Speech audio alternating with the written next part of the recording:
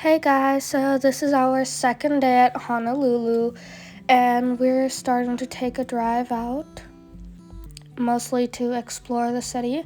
And there are many stops for the second day that I think you would need to visit if you're doing a short-term trip here. This was one of the stops in Honolulu. We were just driving. This was like a small stop. The water is like really clear, and I think this is a beautiful place to visit or for a short stop into.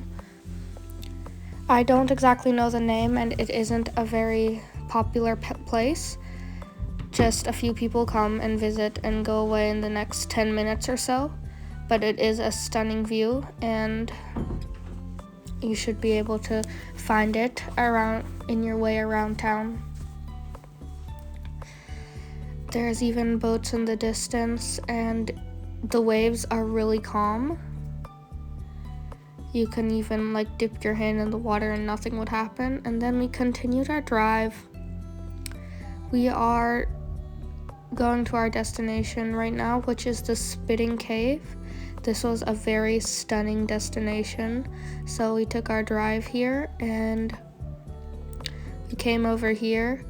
There's an ocean on the other side. Literally just water. Endless. And the Spitting Cave is all the way over there. We decided to walk along the edge to capture all of this beauty. And it's not every day that you see something like this, so it's kind of, make the most of it. And so we decided to take a view of everything first and then go to the Spitting Cave. Right now we're very close to it. Right there in front of us. And I think I get why they call it a Spitting Cave. So the wave comes in and goes into the cave and then kind of falls back out of the cave. I don't know, it's like the small cave on the top.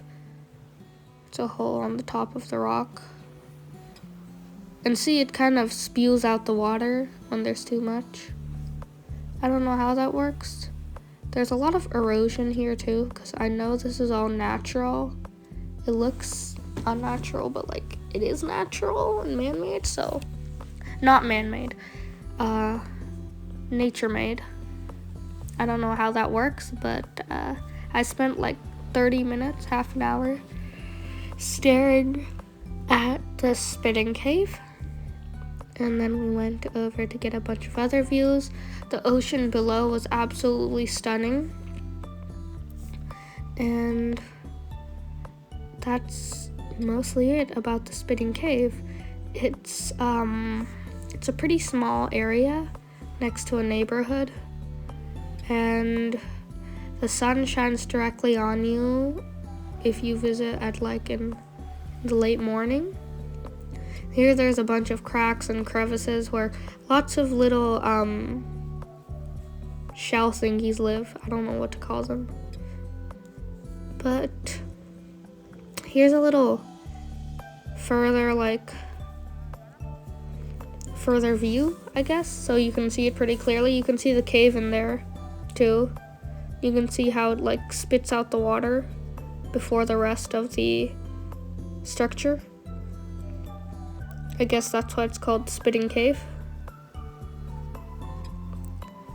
But other than that, this was a stunning destination, and I think it's one of the most, I guess it's worth it to visit the place, I guess.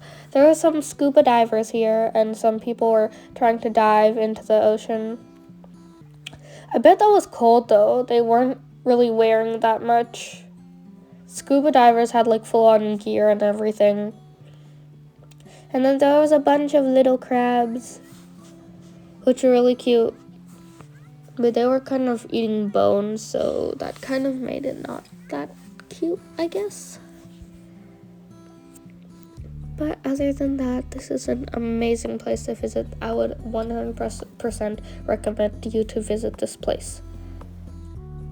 And then after a while, we kind of got all packed up and ready to go. We got our last views of the place and everything, and we decided to start back on our drive again.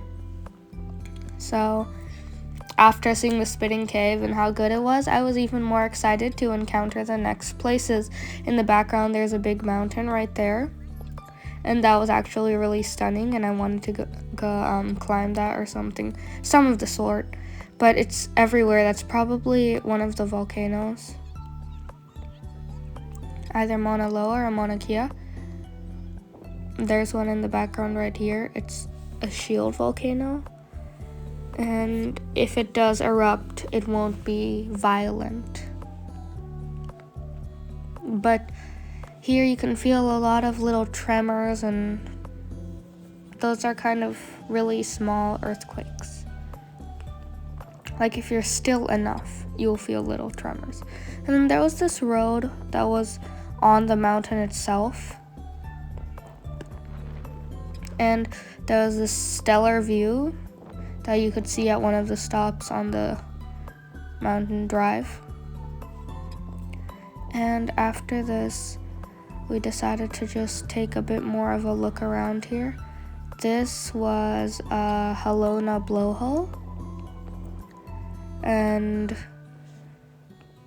there was a lot of things to see here. This was this natural wonder on the island of Oahu.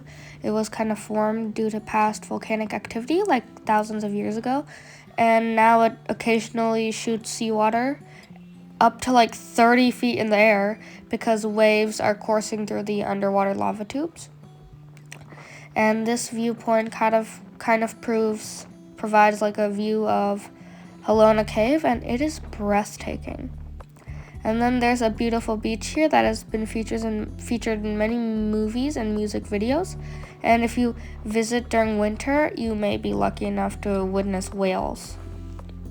And then after this, there are nearby attractions like Hanauma Bay and Coco Crater for like an all-rounded experience, I guess.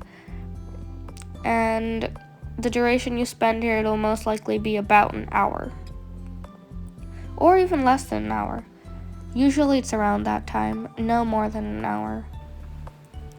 And I love how the waves kind of crash into here, and then they have all this foam on them. It's just kind of cool, and I like it. This was a very interesting sight, and I enjoyed being here and climbing up all the rocks and crevices. We found like a lot of different types of things. We even found some really cool shells. And I found this little cave, which I kind of got my shoe entirely wet in. And I also got a bunch of sand in it from that. But the cave was still very interesting. There was a little opening on the other side where you could see the ocean, like a full view. And like it's just like the wave is coming for you, but it doesn't hit you at all, which makes it 1,000 times more interesting. And then there's a bunch of other spots on the other side, but to be careful, we didn't go there because we're aware of how dangerous this is, and you could easily die here.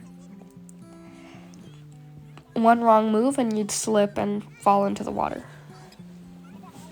So we didn't take the risk of doing that. And I think we were safe because of that one thing. I envy the people who made it there and made it back easily, because it honestly gives me anxiety to ever be able to do something like that. It's like you're playing with your life right there. But other than that, we kind of explored all around this one site, Halona Blowhole, and this is again one of the most, I guess you could say, it's a very attractive. See, this is a beach over here, which a bunch of movies were filmed, and a bunch of music videos too. Halona Cove. but this is one of the most popular sites or places to visit, and this would be one of the other places I'd say is like necessary to visit if you want to cover or make the most of Honolulu in a short period of time. And then we hung out here a little, and as always, the water is hellishly clear. Like, it is absolutely mesmerizing. I love how the waters are always super clear, and you have no problem looking at the true beauty of it all. It's just very, I guess you could say, very fun. Gives peace. And then after that, we decided to take a view from the top. This was another blowhole. And then after that, this is like a trail, you could say.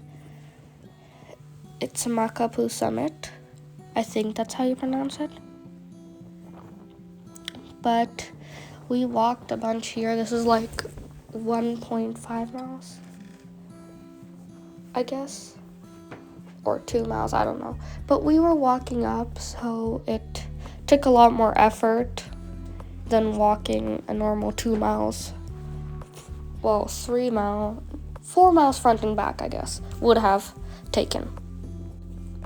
This is one of the most popular coastal hiking trails, and it's on the southeastern coast.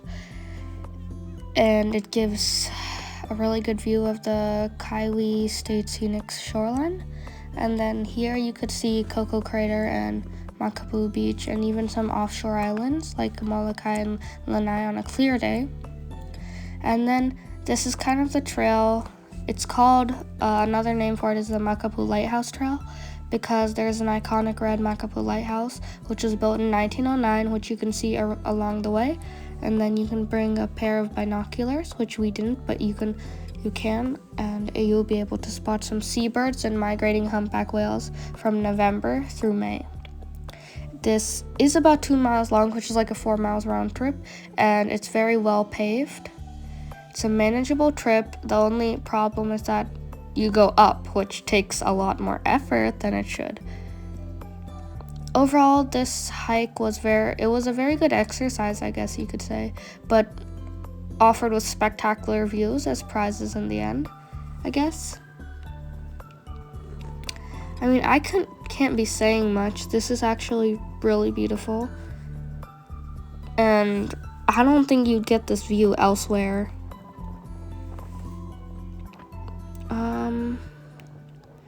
It takes like an average of 1.5 hours to complete this route, and here animals are welcome, like mostly dogs, but they must be on a leash.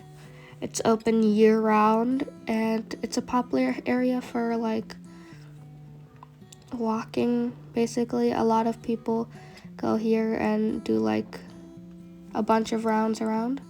There was these people biking the entire time. And after that, we were near the top now. And here you can see the views. This is where you can see the shoreline, the rest of the east coastline, the offshore islands, Molokai and Lanai, you can see those in the background. And there's that iconic landmark. And this is the Kauai State Scenic shoreline in the distance. This is one of the best views, to be honest. You won't get anything like this. And here you can see how it's clear, and then it switches to dark as the water gets deeper. Even in our oceans and stuff, even when it's very, like, I guess you could say, even when it's very shallow, the water is still deep. So I think Hawaii is like the only place you can get such clear waters. It's honestly stunning. And this was the bottom of the Makapuu Lighthouse Trail. You can see the mountain up there in the distance. It's the one we climbed. This was the shoreline we were able to see. And then this was the whole beach and other sorts of stuff where we stayed. And then there was some paragliders, which we kind of squinted up to see. And after that, we returned back to our town. And in the afternoon, we decided to get on like, I don't know what you would call it. It's like a tour bus, but also not. It's a bus. It's decorated with holiday lights, and it kind of goes around the city, but it doesn't give you a tour. And then look at the hue of the sky here.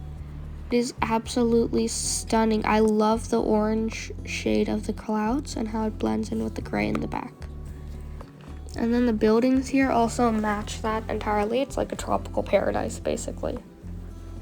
And I think anyone should be proud of being able to stay here.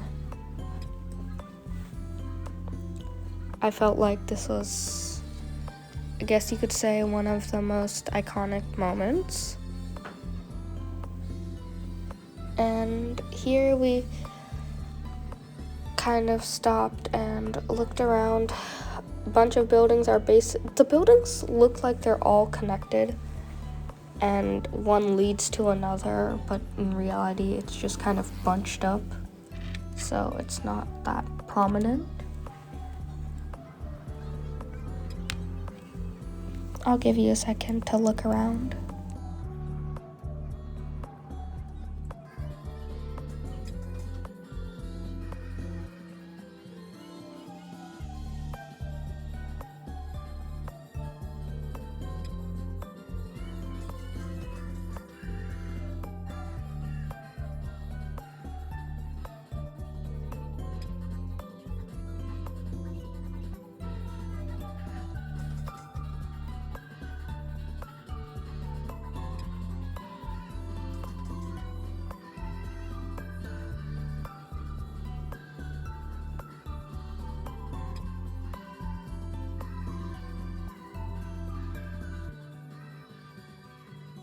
And now we were in like the holiday bus where it took us around town, blasting some holiday music, and we all spread some holiday cheer.